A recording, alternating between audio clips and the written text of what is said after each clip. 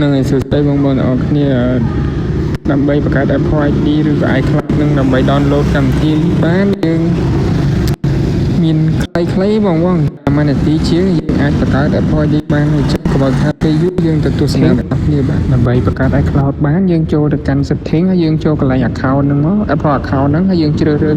ការបង្កើត iCloud ថ្មីអញ្ចឹងយើងចុចតាមវីដេអូហ្នឹងមកយើងជ្រើសរើសខាងក្រោមហើយបន្ទាប់មកយើងដាក់ឈ្មោះហើយនឹងឈ្មោះរបស់យើងដាក់មិនក៏បានដែរយើងគិតថាសម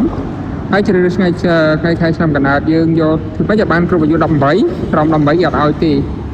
ហើយបន្តមកទៀតនោះគឺយើងបង្កើត Gmail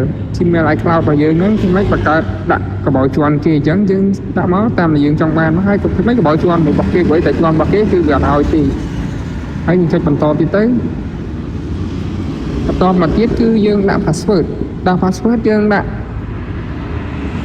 ធ្វើម៉េចដាក់ឲ្យលំបាកតិចទៅដើម្បីឲ្យ Apple ហ្នឹងវាឲ្យយើងបន្តទៅទៀតបើយើងដាក់ស្រួលពេកគឺគាត់ឲ្យទៅទេអញ្ចឹងយើងទទួលបាន Apple ID ថ្មីរបស់យើងហើយអញ្ចឹងយើងរងចាំវាកំពុងដើរហើយអញ្ចឹងយើងឃើញថា Apple ID របស់យើងហ្នឹងបានបង្កើតជោគជ័យហើយអញ្ចឹងរួចរាល់ហើយងាយទេបងត្រឹមតែរយៈពេល1នាទីជាងគឺយើងបង្កើតបានជោគជ័យអរគុណ